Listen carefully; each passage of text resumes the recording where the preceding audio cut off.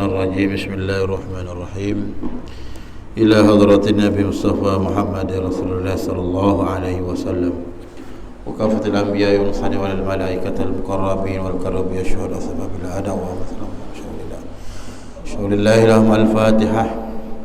بسم الله الرحمن الرحيم. الحمد لله رب العالمين الرحمن الرحيم مالك يوم الدين إياك نعبد وإياك نستعين اهدنا الصراط المستقيم صراط الذين أنعمت عليهم غير المغضوب عليهم ولا الضالين آمين. بسم الله الرحمن الرحيم. الحمد لله رب العالمين نحمده ونستعينه ونستهديه ونستغفره ونعوذ بالله من شرور أنفسنا ومن سيئات أعمالنا. من يهده الله فلا مضل له ومن يضلل فلا هادي له. أشهد أن لا إله إلا الله وأشهد أن محمدا عبده ورسوله لا نبي بعده. اللهم صل على النبي الأمي وعلى آله وصحبه وسلم. إلهي أنت مقصودي ورضاك مطلوبي أعطني محبتك ومعرفتك. Assalamualaikum warahmatullahi ta'ala wabarakatuh. Alhamdulillah, pertama sekali marilah sama-sama kita mengucap syukur dan puji kehadrat Allah Subhanahu wa ta'ala. Dengan rahmatnya, dengan limpahnya kurnia kasih sayang Allah Subhanahu wa ta'ala, Allah Ta'ala masih lagi memberikan kepada kita kesempatan dapat memberi taufik dan hidayah kepada kita, dapat sama-sama kita melakukan ketaatan kita pada Allah Subhanahu wa ta'ala. Mudah-mudahan kehidupan kita sentiasa dirahmati dan diberkati oleh Allah Subhanahu wa ta'ala. InsyaAllah pada malam ni kita sambunglah pengajian kita. Hari malam ni malam minggu kelima tau, keempat, minggu kelima. Jadi sini kita ambil minggu pertama, minggu ketiga dan minggu kelima. Ada minggu kelima.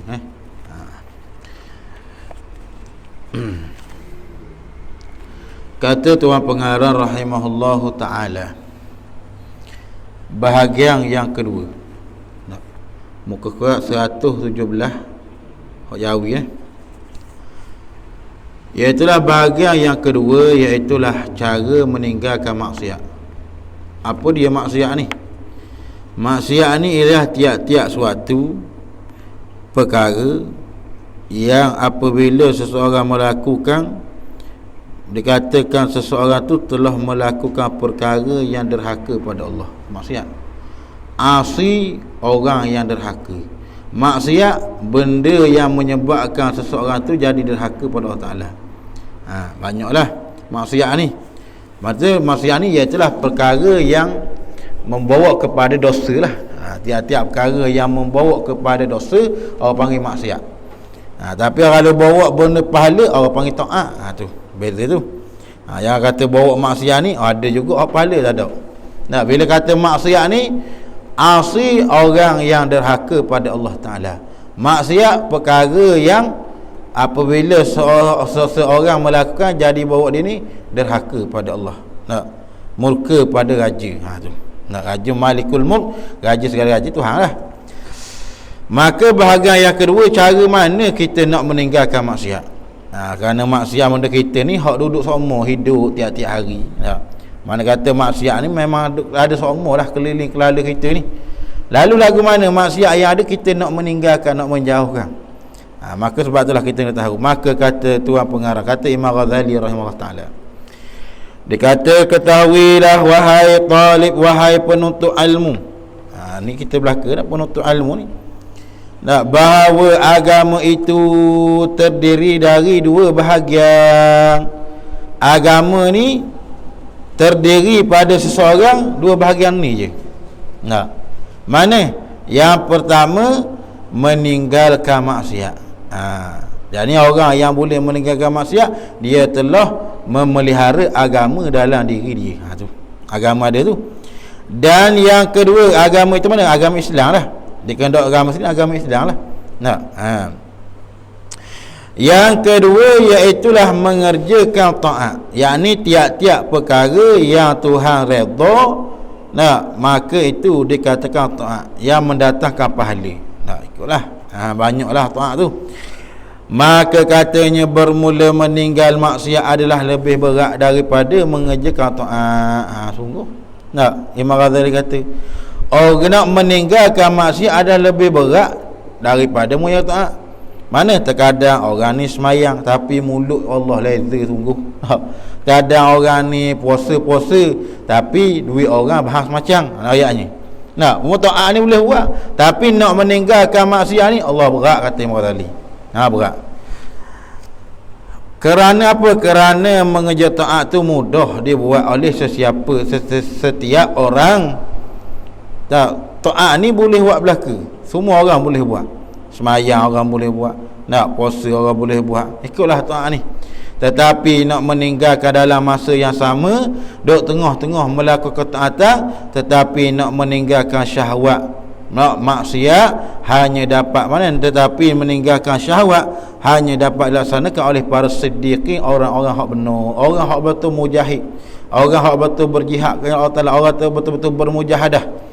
Dia sanggup bersusah payah nak mendidik nafsu dia, mendidik jiwa dia supaya ingat kepada Allah Ta'ala, daripada tambah dah melakukan perkara perlulah dengan kesabaran, perlulah dengan kekuatan dalam diri dia, daripada nak melakukan suatu perkara yang dilarang oleh Allah Ta'ala. Tetapi nak boleh meninggalkan syahwat itu hanya dapat dilaksanakan oleh para siddiqin, orang hak benar, orang sungguh. Kalau orang buat kau dah kata buat sudahlah, ni tak akan dapat. Tapi kalau orang hak sungguh ni, dia sanggup bermujahadah, dia sanggup meninggalkan tempat tidur dia semata-mata beribadat pada Allah Ta'ala, dia sanggup lawan nafsu dia, dengan berbagai-bagai amalan, dengan berbagai ibadat, dan meninggalkan benda hak dia nak tinggal belaka, dia sanggup tinggal. Maka orang benar-benar sungguh, orang hak betul-betul nak buat, maka dia akan dapat. Tapi kalau orang hak tak sungguh, tak akan dapat meninggalkan maksiat tersebut. Sebab tu itulah juga kalau orang nak buat satu perkara pun, nak boleh berjaya mesti kena sungguh.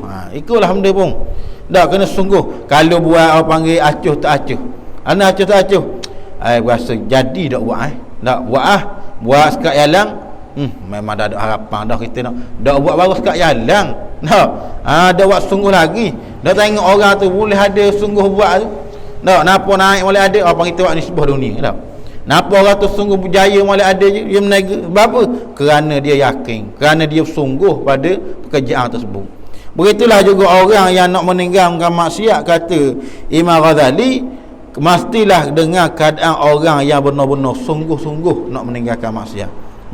Dia sanggup bermujahadah, sanggup beruzlah, tak mengasingkan diri dengan makhluk Allah Ta'ala mana jiwanya asing, sanggup membersihkan diri dia dengan berbagai-bagai mujahadah. Ni berhajat pada guru lah, nak bermujahadah ni tu. Dan lagi pula dia kata, oleh kerana itulah Rasulullah sallallahu alaihi wasallam bersabda. Yang maksudnya ni, Nabi kata, al-muhajiru man hajara su'a. Orang yang berhijrah dengan sebenarnya, kata Nabi kata, orang hak hijrah betul-betul ni orang hak lagu mana kau? Adakah orang ni hijrah mana? Dulu miskin, tak buang habis tinggal kampung nak cari hijrah tu ke hijrah? Adapun orang mana dulu dia tak ada benda satu, sanggup tak tubik daripada kampung, usaha apa nak biar orang maju dalam kehidupan dia. Tetapi Nabi kata orang hak betul-betul hijrah ni mana? Man hajara su'a, orang yang berhijrah daripada kejahatan, yang ni meninggalkan kejahatan. Hak dulu dia bahi buat maksiat dah, dulu bahi sagang contohnya, bahu bahi bahan dadah misalnya, tiba-tiba sanggup tinggal, biarlah hak nak marilah, mari fikiran macam-macam, sanggup tinggal kampung apa? Kerana nak hilangkan benda tu. Tambah ada dah, tambah dah benda tu. Sanggup. Ni Nabi kata orang-orang betul berhijrah. Mana orang sanggup dulu apa panggil jahil dah erti benda dah, sanggup tinggal kampung kerana nak menutupi ilmu Allah Subhanahu Wa Taala. Ni orang hijrah sungguh. Nabi kata, iaitu dia meninggalkan akan Hijrah ni meninggalkan, iaitu dia berhijrah daripada ni meninggalkan kejahatan dia. Hak jahat dia buat, hak maksiat, hak perkara hak Tuhan larang, hak dia buat dulu, dia sanggup tinggal. Nah. Pasal kisah ni lah. Tak, kisah seorang pembunuh 99. Nah, zaman Bani Israel yang Nabi sebut. 99 orang bunuh. Apa ni? Kerana tahu dia ni banyak salah dengan Tuhan.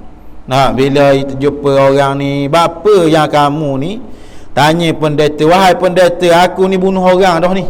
Banyak dah aku bunuh orang ni, Tuhan apa dah dosa aku? Pendeta kata, Allah mau bunuh orang ni nak dekat 100 dah. 98 orang dah mau bunuh, 99 orang dah. Kau memang taubat, Tuhan ada apa dah dosamu ni? Pendeta kata, berapa bunuh pula seorang lagi. Tak. Alang-alang Tuhan ada apa, bunuh lalu itu. Mata tak puas hati, pergi jumpa para alim ulama. Tak, apa ni? Orang pada tempat kita nak jumpa orang, kena jumpa ahli dia. Tak, jumpa ahli dia lalu lah. Lagu mana kita nak baiki diri kita ni? Nah, ayo ayat sekian. Kalau bukan ahli dia, mau berat dah ni, memang tak ada berapa dah. Tak, macam kita nak bagi kereta lah. Kereta rosak. Lepas tu royaklah kereta rosak sekian mana pemain motor. Kata kereta mun baik usi buruk lah itu. Tak, memang tak pakai dah kereta, tak benda dah. Dia bukan pemain. Tapi kalau orang pemain, barang boleh ngejah bawah. Tak, ada hal boleh ngejah. Nah, buat lagu mana pun boleh ada tu. Nah, ayatnya dia boleh baki lagi sebab bila kita jumpa dengan ahli dia. Nah, ada jumpa dengan ahli dia macam-macam. Ni mudah boleh buat ni.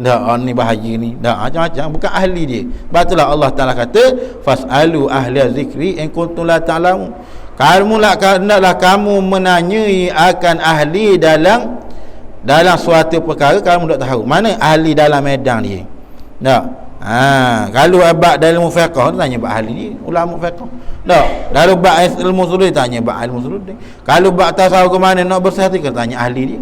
Tak. Orang panggil ada ahli-ahli dia. Kereta pun banyak pemain. Tak. Pemain bab ekor, pemain bab enjin, bab tayar. Tak. Buat ekor nak bagi tayar tak boleh, kata kita cari kedalang kita tak buat tayar. Tak. Lain-lain belaka. Begitulah diri kita kau.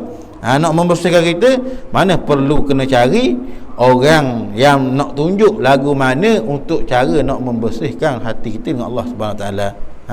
Maka bila jumpa para alim ulama tadi kisah ni, bila jumpa para alim ulama kata, Allah kalau dosamu dengan 100 orang mu bunuh, maka rahmat Allah Taala lebih luas daripada dosa mu buat. Tapi syarat hendaklah kamu berhijrah keluar daripada kampung. Keluar apa ni? Pergi kampung, daripada kampung hak muat maksiat ni, maka hendaklah mu keluar daripada kampung untuk melakukan taat kepada Allah Taala. Nah, keluar kampung untuk taat. Maka dalam perjalanan jalan-jalan dah sampai tempat mati. Ayatnya. Tak sampai tempat mati, dah ada lagi buat ibadat. Cuma keazaman dalam diri dia, niat diri dia tu memang dia betul-betul nak meninggalkan maksiat.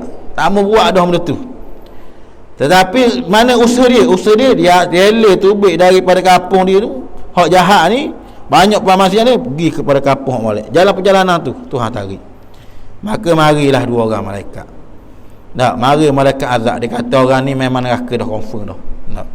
Malaikat rahmat pun mari pula, dia kata, hai tak boleh, dia ni betul-betul taubat pada Allah Taala. Malaikat azab kata, bertaubat aku mana, dia tak pergi lagi. Maka turunlah Jibril. Jibril kata, gini ukur jarak dia. Jauh mana? Jarak antara tempat jahat dengan baik ni hak mana paling dekat? Malaikat rahmat, malaikat azab ukur daripada tempat jahat sampai hak kat yang mati. Jarak banyak ni. Malaikat rahmat pula ukur daripada tempat nak pergi tu dengan yang mati ni, ternyata lebih dekat lagi. Mana nak ayatnya rahmat Allah Taala. Allah Taala tolong ni. Sebab itulah kalau orang betul-betul berhijrah nak melakukan kebaikan, maka Allah Taala akan tolong. Maka Allah Ta'ala menjadikan jarak perjalanan antara dia dengan tempat baik ni terlebih dekat. Padahal qadar sedekah je, bukannya banyak pun. Lalu bolehlah orang hak mati sana itu masuk dalam syurga Allah Ta'ala. Sebab apa? Dia betul-betul bertaubat. Sebab itulah kata Nabi, orang yang betul berhijrah, mereka yang hijrah daripada perkara, meninggalkan perkara kejahatan. Dalam kata kami, wal mujahidu man jahada hawa'u, dan bermula mujahid. Mujahid ini orang yang berjihad lah. Orang yang betul-betul berjihad, kata Nabi siapa dia? Orang yang berjihad yang sebenarnya ialah orang yang memerangi hawa nafsunya. Tak?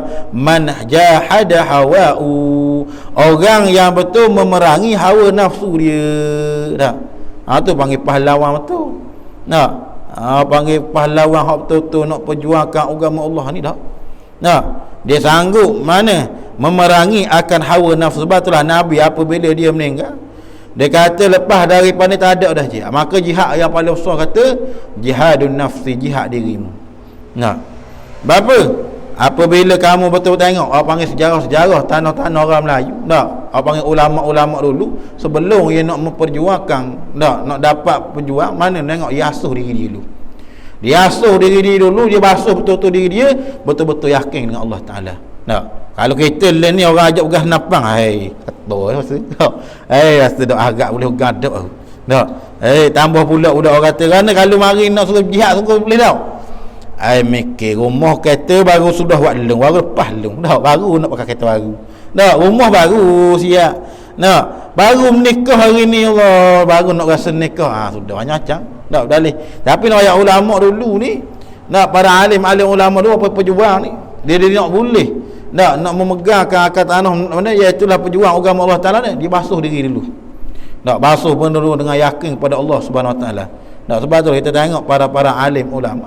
Tak, orang-orang yang perjuangkan tak seperti apa panggil dak Suhul ni mak kila tu ah. Tak. Dia ni apa setengah daripada ulama sufi, tak tasawuf. Tak, dia membersihkan betul-betul hati dia. Kenapa? Bila hati ni betul yakin kepada Allah Taala, marilah lagu mana pun musuh. Tak rasa takut dengan tu dah. Kenapa? Yakin kepada Allah Subhanahu Wa Taala. Sebab itulah nak boleh yakin Allah Taala ni kena membersihkan hati daripada perkara-perkara maksiat. Tengok Imam Ghazali dah. Imam Ghazali rahimahullah taala nak kiranya panggil Hujjatul Islam. Hujjatul Islam Imam Ghazali ni bukannya panggil orang hak komas panas. Nah, Hujjatul Islam orang hak panggil ulama tahu. Maka apabila dia oleh kerana hilangnya khusyuk, kerana hatinya banyak jauh dengan Allah Taala, alim ulama dah, tapi bila hatinya banyak jauh dengan Allah Taala, mana semayang tiada ada tumpuan dalam semayang. Tengok dalam kita ni, akhir dalam kita ni akan cerita kisah sahabat Imam Ghazali tak. Duk semayang dengan adik dia Imam Ahmad. Bila semayang dengan Imam Ahmad ni Allah Taala bagi kelebihan, dia boleh nampak. Tak, sebab tu khariqul adat, tak ada pelik nah. Allah Taala innallaha ala kulli syai, Allah Taala kuasa atas sesuatu. Nah, apa panggil sebab orang ngaji 40 ke tiba tu. Tak, apa panggil sifat hukum akal tu. Barulah ada rasa nak salah orang. Dia kata mana boleh benda ni tak ada. Tak, mana khariqul adat, perkara mencari keadaan.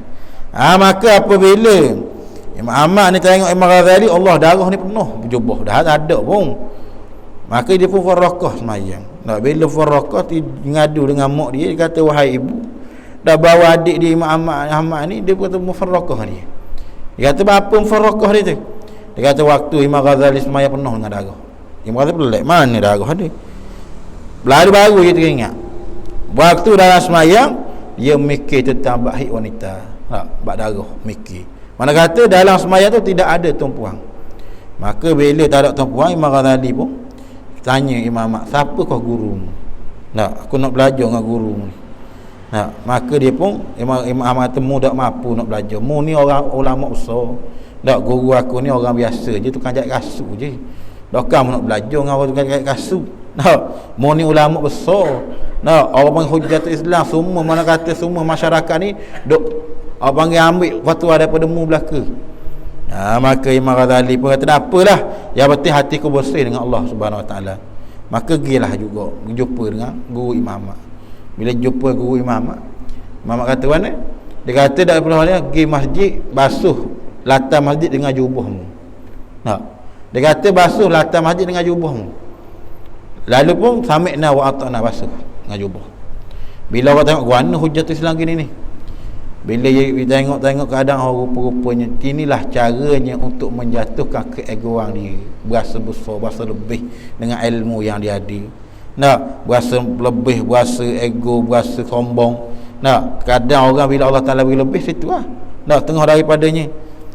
Dok kata siapa, kalau Allah Taala sebab tu kita kena bersih hati kita. Kadang kalau kita boleh nikmat, ia mari berasa macam-macam, berasa sombong, berasa nak pandai orang pun dak.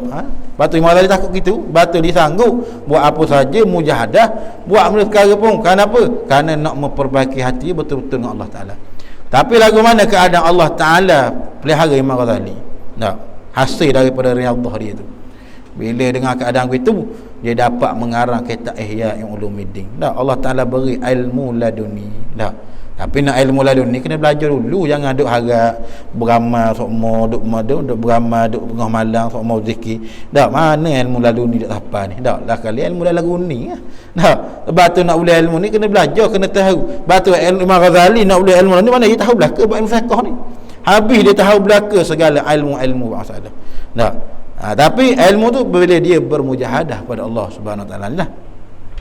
Sebab itulah dia kata bahawasanya Allah Nabi kata orang yang mujahadah min jahada awal, orang yang mujahid itu ialah sebenarnya ialah orang yang memerangi hawa nafsunya. Tak? Mana nak perangi hawa nafsu ni? Dengan sabar, dengan sombong kan itu. Supaya ada sifat sabar, supaya ada bersyukur, supaya ada sifat yakin dengan Allah Taala. Nah, habis itu dan katanya lagi bahawasanya yang pertama ni iaitulah cara meninggalkan maksiat ni lah. Dia kata di dalam agama ni ada dua perkara ni lah, dua perkara ni je. Mana kesempurnaan pertama meninggalkan maksiat. Orang yang meninggalkan maksiat ni orang yang ada agama dalam diri dia. Dan yang kedua, kalau meninggal saja, yang kedua mengerjakan taat. Tiap-tiap perkara yang Tuhan redha, yang Tuhan suruh dia buat, maka waktu dia katakan taat, dapat pahala lah. Habis itu dan katanya yang pertamanya, fasal yang pertama cara meninggalkan maksiat zahir. Maksiat yang ada dua. Yang pertama maksiat yang zahir, yang kedua maksiat yang batin. Tak. Maksiat zahir mana pula? Hak batin mana pula? Bukan hak batin ni tak. Batin ni hak dalam. Hak hati kita tu hak batin tu. Hak mana batin ni sahibul bait, kata ulama sahibul bait ya'rifu fi baiti. Tuan rumah ni dak tahu, tuan rumah lah terlebih tahu benda hak duk dalam rumah dia. Orang luar tak boleh nak hukum. Kalau tanya dalam rumah dia ada benda tak? Dia kata gobok duk situ, TV duk situ. Padahal dia tak hanya masuk pun. Kadang-kadang kena duk cakap tu. Bila tanya tuan rumah dia ke ni? Kena sungguh dia tuan rumah dia tahu belaka tipang duit mana dalam beras harga mana ke dah bawah lembek ke ada belaka dia, orang lain tak tahu. Itu rumah ni. Sebab itulah dia kata cara yang pertama iaitu meninggalkan maksiat yang zahir. Mana maksiat zahir ni maksiat anggota lah. Seperti yang anggota yang dibilang oleh para alim ulama iaitu 7 kali lah. Mana 7 anggota? Mana setengah daripadanya? Pertamanya iaitu mata, yang keduanya mulut, yang ketiganya telinga, yang keempatnya 2 tangan, yang kelima 2 kaki, yang keenamnya iaitu kemaluan. Yang ketujuhnya iaitu perut. Ni 7 anggota ni wajiblah kita pelihara. 7 anggota ni, dan 7 anggota ni lah akan menjadi dipertanggungjawab di hadapan Allah Taala. Mana Allah Taala kata al-yawma nakhtimu ala afwaihim wa tukallimuna aydihim. Al-yawma nakhtimu ala afwaihim, hari yang mana dikunci rapat akan segala mulut mereka itu. Yang ni mulut mereka mana? Orang di akhirat esok lah. Mulut kita belakang ni akan dikunci rapat oleh Allah Subhanahu Wa Taala. Kunci tu. Mana kunci teri, tak boleh buka langsung. Wa tukallimuna aydihim, dan berkata-katalah oleh segala tangan mereka itu. Tangan kata hari ni buat situ, hari ni buat sini. Wa tukallimuna aydihim wa tashhadu arjuluhum bima kanu yaksibu, dan menjadi saksilah akan kedua kaki akan barang apa yang mereka usahakan pada ketika itu atas dunia. Ni jadi saksi kita. Maka katanya bahawasanya 7 anggota saat itu wajib kena pelihara. Ketahuilah bahawasanya apabila engkau melakukan sesuatu maksiat, maka sebenarnya engkau melakukan maksiat itu dengan menggunakan anggota badanmu. Badan mana ni? Yang merupakan sifat, yang merupakan nikmat Allah Ta'ala yang dianugerahkannya Allah Ta'ala itu kepadamu. Mana kata apabila seseorang itu melakukan maksiat, bahawasanya dia telah menggunakan segala anggota badannya. Mana? Bila kata melakukan maksiat, tak boleh lari daripada 7 panca indera ni. Bila melakukan maksiat, kalau dak mata, mulut. Kalau dak mulut, telinga. Kalau dak telinga, tangan. Kalau dak tangan, kaki. Kalau dak kaki, kemaluan. Kalau dak kemaluan, perut. Mana kata dak lari daripada 7 perkara ni. Bila orang tu buat maksiat, mesti beredar daripada 7 anggota ni. Maka dia kata, sedangkan dia kata nikmat bahawa anggota badanmu itu merupakan nikmat Allah Ta'ala yang anugerahkannya kepadamu. Tangan Allah Ta'ala bagi kepada kita besar ni. Kalau kita pergi hospital, orang minta, lalu kita nak bayar 1 juta, nak uwi tak cakap hati, mampu tak bagi. Biarlah juta pun, main walau 2 juta lah mata buta buat apa. Juta boleh, duit 1 juta nak panggil nak jual, boleh tengok mata buta. Dah orang tengok pun orang tak kenal mana, orang kenal pun pergi duit banyak. Nikah juga. Tak apa, nikah orang tak lama mati. Orang ni orang agak mati pula. Anak ayatnya. Mana kata nikmat yang Allah Ta'ala bagi ni, tak ada orang boleh buat. Orang marilah pakar antara mana pun, pakar Jepun ke, pakar mereka ke, pakar Jerman ke, tak boleh nak jadikan mata hak asal tu jadi asal balik. Tak. Mata kita ni nak jadi gitu sutai tak boleh. Dicampurlah lagu mana pun, nak buat diri ni macam tak boleh. Nak buat orang bayar orang ni hidup semula tak boleh. Anak ayat ni nikmat Allah Ta'ala besar. Allah Ta'ala anugerah kepada kita ni, tak ada orang boleh buat. Habis-habis kalau tangan kudung pergi hospital mana, pergi beli tangan palsu. Tangan palsu dia gak, tak lagi gak, cuma dia buat syarat kata ada gitu je. Anak ayatnya. Dan lagi pula dia kata, dan menggunakan amanah yang diberikan kepadamu. Dan lagi pula yang merupakan nikmat Allah Ta'ala yang dianugerah kepadamu, dan menggunakan nikmat yang diberikan kepadamu. Jadi ketika engkau menggunakan anggotamu untuk melakukan maksiat, berarti engkau menyalahgunakan nikmat yang dianugerahkan dan mengkhianati. Khianati tu bukan mengkhianati, mengkhianati. Dan yang dianugerahkan dan mengkhianati amanah yang diberikan. Dia kata Allah Ta'ala menjadikan kamu ni menggunakan supaya kita amanah yang diberikan. Allah Ta'ala beri amanah kepada kita. Tak tangan, kaki, telinga, mulut, tak perut, farak, kemaluan tu panggil amanah daripada Allah Ta'ala. Amanah apa tu? Allah Ta'ala jadi kita atas dunia ni supaya mudah untuk kita melakukan taat kepada Allah ni anggota ni. Kalau tak nak kaki Allah nak jalan, nak pergi sejid payah. Kalau main contoh gini, main sakit gaut Allah, gaut dah. Mari gelepuk Allah nak jejak berbayar sakitnya dah. Ayatnya. Tu kata tu. Ayatnya nikmat ni besarnya. Batulah terkadang nikmat ni berasa besar ni bila? Kadang-kadang kita lah. Kadang kita ni berasa nikmat yang Allah ni besar ni mana? Bila tipu penyakit. Sakit mata Allah besarnya. Allah kalau taran ni pun sakit dah. Kalau Tuhan tak uji mata lu lagu mana, yang main mikir. Sebab tu setengah daripada kadang Allah Ta'ala uji ni supaya ingat balik dia. Mari juga sakit gigi. Sudahlah sakit gigi, sakit sungguh lah. Taran ni Tuhan bagi Allah nak cakap bayar. Tuhan tak uji sakit, cakap bukan main. Taing sakit, tak boleh kata dia orang cakap senyap dah. Bukan rasa nak marah pula, sakit gigi mai buat bang sini pula dah. Ayatnya. Memang Allah lah bagi tu. Mana kata amanah yang Allah Ta'ala suruh kita guna anggota itu untuk melakukan taat padanya. Jadi ketika engkau menggunakan anggotamu untuk melakukan maksiat, berarti engkau menyalahgunakan nikmat yang dianugerahkan dan mengkhianati amanah yang diberikan. Dan engkau tak mau adalah rakyatmu, lalu anggotamu. Kau tak mau. Dan anggotamu adalah rakyatmu. Tengok yang molek tu. Baca silap faham kat lain. Yani engkau dari anggotamu, bukan engkau takmu. Takmu ni sekedah lah. Engkau takmu kat mana pula? Jadi tedang anggotamu adalah rakyatmu. Anggota kita ni rakyat kita ni. Dan lagi pula maka hendaklah engkau berfikir baik-baik. Bagaimana sepatutnya engkau menjaga rakyat ni. Rakyat ni bukan pemimpin ni dia mestinya wakil rakyat. Pemimpin dia mestinya PKK, dia mestinya wakil rakyat. Tu hak pada zahir mana apa tu lah pemimpin.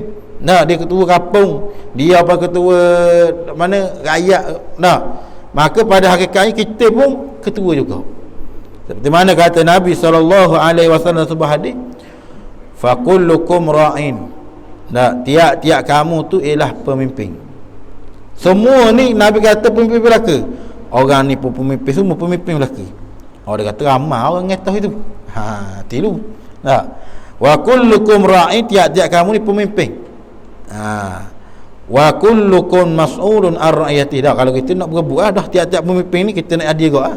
Orang ni pun nak jadi kau bubuk belaka. Tapi Tuhan kata, Nabi kata, wa kullukum mas'ulun ar-ra'iyati, maka tiap-tiap sekalian kamu disoal daripada rakyatnya. Ditanya tentang pengembalaan dan kepemimpinannya. Kamu jaga ke mana rakyatmu ni? Kalau orang tu dia bukan jadi pemimpin belaka, dia sih orang panggil dia dok nikah dia je. Maka atas diri dia guna mana pula orang panggil tangan je buat gimana, mulut ni buat gimana, kaki buat gimana, telinga dengar benda, perut ni makan dia masuk dak isi benda haram. Lepas tu kemaluan ni letak mana? Pakai untuk benda. Kalau pakai untuk menikah boleh pahala. Kalau pakai untuk berzina dosalah. Maka di situlah kata Nabi akan disoal belaka. Kita ni tangan ni ibarat rakyat dan hati kita ni lah ibarat pemimpin. Kata Imam Ghazali. Kata Nabi SAW. Lalu kalau dia jadi tanggungjawab pula mana? Dia ada keluarga pula, dia ada anak bini pula. Dua kali pula pemimpin. Hak diri dia pun kena tanya dah. Hak bagi anak pun bini kena tanya pula. Dan kalau dia memimpin pemerintahan negara, dia pula kena tanya kau sorry. Besar dia kau tanya Allah, kita bawah dalam lepas hari. Banyak lagi.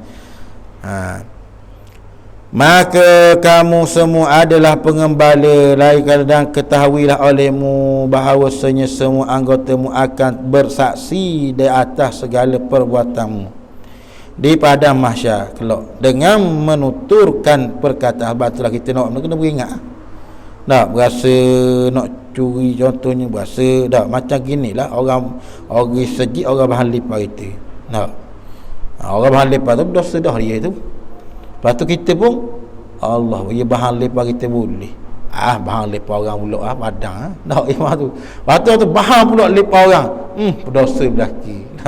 Dakang tu setengah daripada Allah Ta'ala nak menjadikan kita ni orang sabar tu. Nak beri pahala tu. Pahala tu bukan kita nak suruh curi. Nak wayangnya bila berlakunya situasi tu pada kita, mana Tuhan nak bagi kita pahala dak. Kita ada boleh baik dak. Turun kita ada.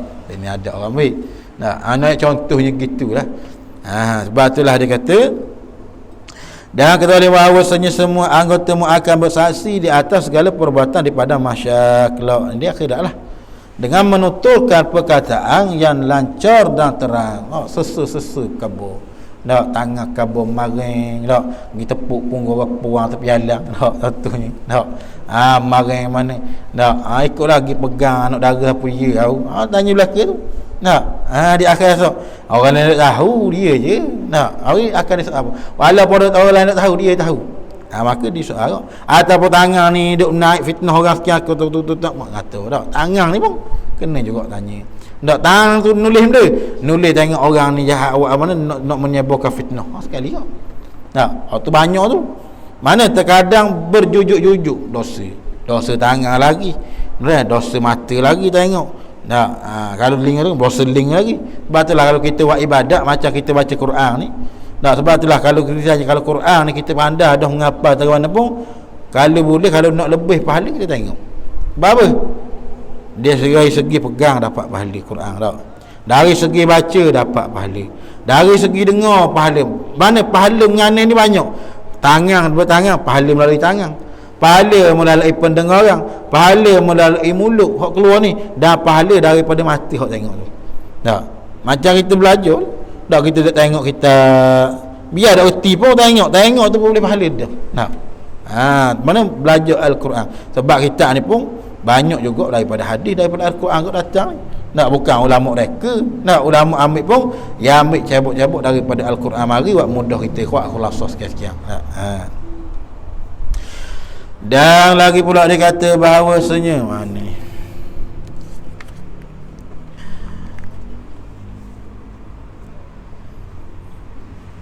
Dan anggotamu akan membuka segala rahsiamu di hadapan perhimpunan agung di padang mahsyar nanti. Dan hal ini Allah Subhanahu wa taala berfirman. Allah taala berfirman, Allah taala menyebut mana? Yakni di akhirat nanti mana anggotamu akan membuka segala rahsiamu di hadapan perhimpunan agung di padang mahsyar nanti. Mana? Habis orang pakat tahu belaka. Sebab itulah setengah daripada amalan yang mana kalau boleh kita ditambuh aib kita dibuka oleh Allah Ta'ala. Tak?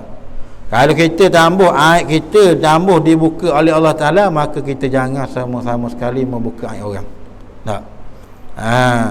Sebab apa? Orang yang suka buka aib orang ni, maka di akhirat esok Allah Ta'ala tidak akan tutup aib dia. Tak? Allah Ta'ala akan sebuah habis aib dia ni. Aib ni faham, aib ni benda malu. Tak macam orang mana aib kita dosa Allah Ta'ala tengah malam. Tak, contoh tengah malam kita buat dosa. Tak, buat dosa ikutlah, buat benda-benda haram lah tengah malam tu. Orang lain tak tahu, kita dengan Tuhan je. Tak, tiba-tiba orang mari sebut kat kita, tak, malam ni aku ngita aku berlinding buat benda malam. Tak, orang cerita lagu mana perasaan kita. Kita tahu benda tu dosa. Tak, maka kalau kita Allah malunya, ya Allah kalau boleh tambuh ya orang tahu. Tak, maka itulah setengah daripada kita nak hindar daripada orang buka aib kita, kita jangan sesama kali buka aib orang.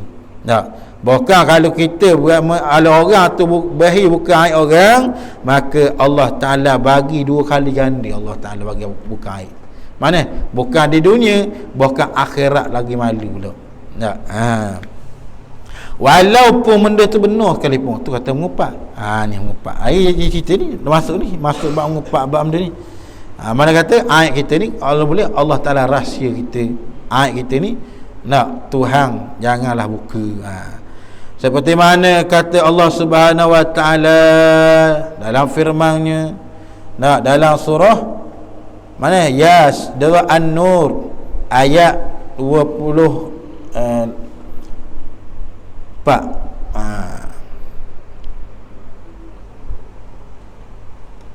Katanya bahawa Allah Ta'ala kata yauma tashhadu alaihim alsinatuhum wa aydihim wa arjuluhum bima kanu ya'malun. Allah Subhanahu wa taala mengatakan kepada kita tentang mana dia kata di hari itu, yakni hari kiamat esoklah, semua akan menghadap situ belaka lah. Tak ada seorang pun terkecuali. Tak kira lah dia ni pemimpin ke, dia raja ke, dia orang kaya ke, dia orang senang ke, dia orang susah ke, dia komas panah ke, semua tu mana dia kaki lipat ke, semua akan menghadap pada mahsyar belaka. Maka Allah Ta'ala kata di hari itu, hari kiamat, akan bersaksilah ke atas kamu oleh segala lidahmu. Lidah ni kata malang buat benda, lidah kata lidah ni lah duk mengupak kat orang, lidah ni lah duk kata orang, lidah ni lah duk cerita rahsia orang, belaka lah. Lidah ni lah duk menyupuh kat orang, belaka lah. Lidah ni akan tubik. Lidah ni lah duk hina kat orang, macam-macam. Lidah ni akan menjadi saksi pada Allah Ta'ala. Dan juga mana tanganmu, dan juga mensaksilah ke atas kamu oleh tangan sendiri. Amalan tangan buat benda amalan tangan makan pergi gagal kain orang contohnya. Tak. Ikutlah marang semalam dak pergi curi telur ayam orang. Tak, tanya belaka. Marang mana hok ni dah tangan ni hok duk curi tabung masjid ni. Belaka. Masuk belaka habis. Kata tanya tangan tu. Dan lagi pula dan kakimu dengan segala sesuatu yang telah kamu perbuat dalam dunia dahulu mana. Dan juga wa arjuluhum, dan tanya kakimu gimana maring. Oh, maring pergi disko, maring pergi tempat mana orang joget, tu lagi lah. Tak, maring pergi mana, pergi karaoke, pergi konsert, contohnya. Tak, ikut kaki ni akan jawab. Tak, kalau duduk atas dunia gimana marang? Dok gimana, dah ada rumah je kita. Nak dok gimana, akhirat ada. Tak pada ada pun. Mana dah harus tubik kau tikak tu, tubik dulu lah.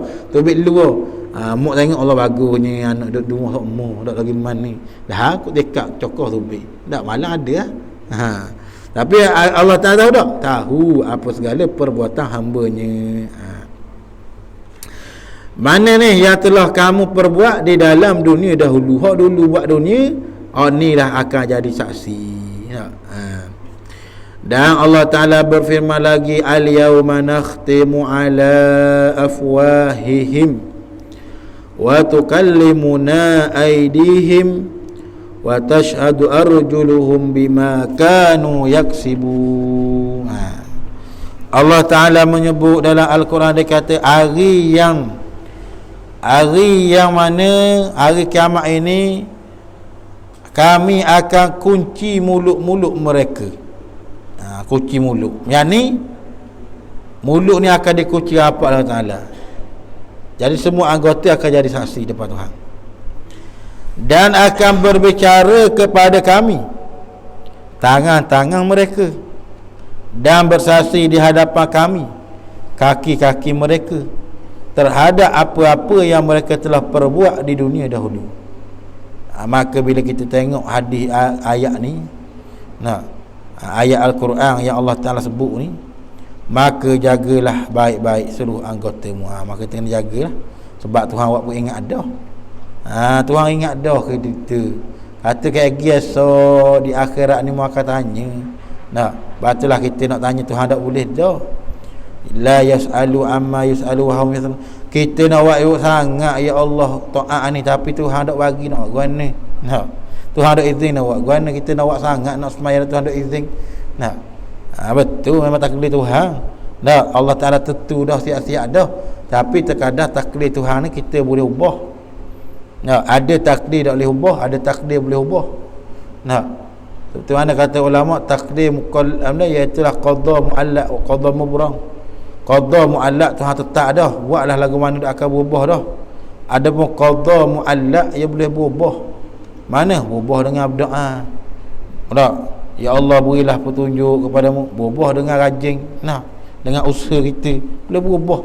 Allah Ta'ala tu Allah yughayyiru bi Allah Ta'ala kata Allah Ta'ala tidak akan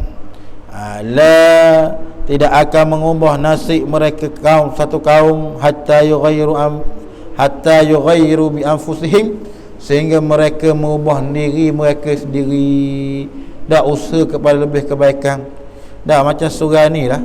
Dah kalau mari tak mari belaka tak ada lah. Tapi kalau mari ada gak orang usaha, biarlah lagu mana pun mujahadah, lagu mana buat lagu mana pun, mana ingat besar janji Allah Ta'ala. Dah Allah Ta'ala pandang mulia ni. Dah orang menghidupkan rumah Allah Ta'ala kata innama ya'muru masajidallahi man amana billahi wal yaumil akhir. Orang yang menghidupkan rumah Allah Subhanahu Wa Ta'ala ni, orang ni lah betul-betul beriman dengan Allah. Dan beriman dengan hari kiamat. Tuhan apa? Menghidupkan rumah Allah Ta'ala. Ni rumah Allah Ta'ala tu menghidupkan. Buatlah dengan apa-apa program pun. Maka ni inilah dia akan menjadi saham kita akhirat. Saham kita akhirat esok ni. Tuhan kata mana? Mari ni lah panggil usaha lagu mana fikir lagu mana nak hidup sejid, nak hidup surah, nak lagu mana program nak warna wariah, maka kambing ke makan udah ikut dah janji surah ni hidup dah dengan program. Tapi jangan makan saja dah, kuliah tak ada. Tu dah kena pula mana kata kena ada lah program-program ni. Program tujuan makan nak menarik orang. Kadang orang gitu lah, makan mari berderu noh surah. Tak ada makan malah lalu lah nak ayat rolik abang ikut pergi lah orang yang mana memikirkan cara mana nak menghidupkan surah tersebut. Ni belaka ni semua hidup dengan berbagai-bagai perhiasan dan sebab apa, supaya apa, bila orang tengok ni berasa semangat. Nak. Maka kata pemikiran orang ni buat idea ni besar tak besar pahala dia. Nak besar ni. Bukan kata kecil dak. Dan lagi pula kata Allah Taala, dan jagalah baik-baik seluruh anggotamu, khususnya anggotamu yang 7, kerana pintu neraka itu 7 juga. 7 apa ni? Apa panggil 7 pintu. 7 pula lah, 7 lah. 7 peringkat. Apa panggil 7 apa mana 7 pangkat. 7 peringkat lah, 7 tingkatan. Apa panggil neraka Allah Taala.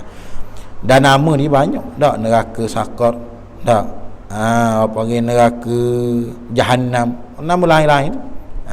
Itu ada orang. Nama berbagai-bagai nama Allah Taala tahu.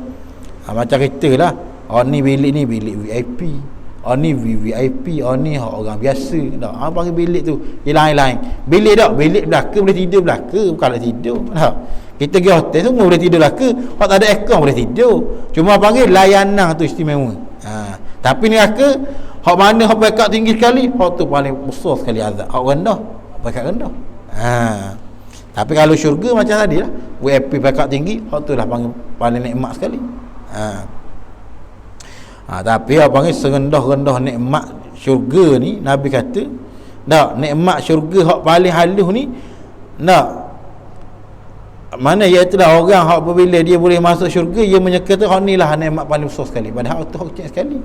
Mana diamalkan oleh Allah Taala, maka nikmat syurga ada lagi oleh Allah.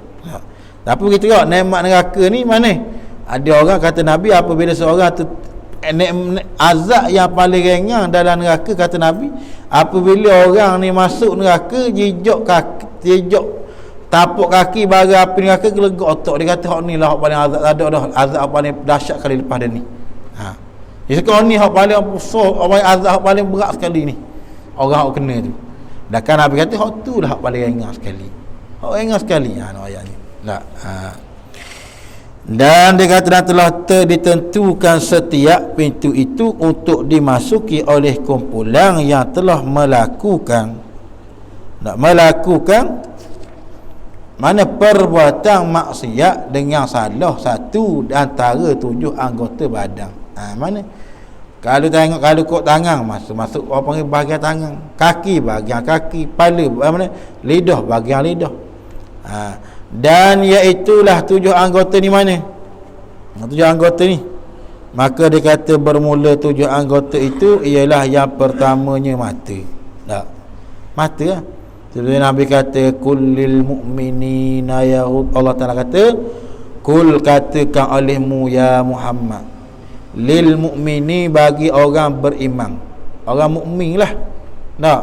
Sebab tu Allah Taala pesan kalau mukmin, Allah Taala sayang kita ni. Tak. Allah Ta'ala bila sebut kata orang mukmin, mesti Allah Ta'ala kata katalah pesanlah kepada orang mukmin. Itu tanda Allah Ta'ala sayang. Kalau orang sayang ni dia pesan semua pesan dah. Tak macam mak kita lah, nak kita kerja awang, nak kerja semayang jangan tinggal, sayang lah tu. Kalau sayang, mu kerja giah, ada benda giah, ada pesan benda-benda. Tak. Sebab Allah Ta'ala dia sayang mu ni, dia pesan, so Nabi pesan kepada kaum mukmin. Tak. Yaghuddu min absarihim wa yahfazu furujahum, mana pelihara mata kamu dari perkara yang tidak harus bagi kamu, dan pelihara akan kemaluan kamu. Zalika azka lahum innallaha khabirun bima yasnaun. Bermula demikian itu terlebih bersih bagi kamu Allah Ta'ala itu, bahawa Allah Ta'ala membalas dengan segala apa yang dikerjakan. Nak kata situlah. Dan katanya itu mata, telinga, lidah, perut, kemaluan. Wallahu a'lam. Itulah. Bismillahirrahmanirrahim. Rabbana iftah bainana wa baina qaumina bil haqqi wa atufatin. Rabbana anzilna munzalan mubaraka wa anta khairna. Allahumma iftah alaina bi futuhil arifin. Wa sallallahu alaihi Muhammad wa ala alihi wa sallam. Alhamdulillahi rabbil alamin. Assalamualaikum warahmatullahi wabarakatuh.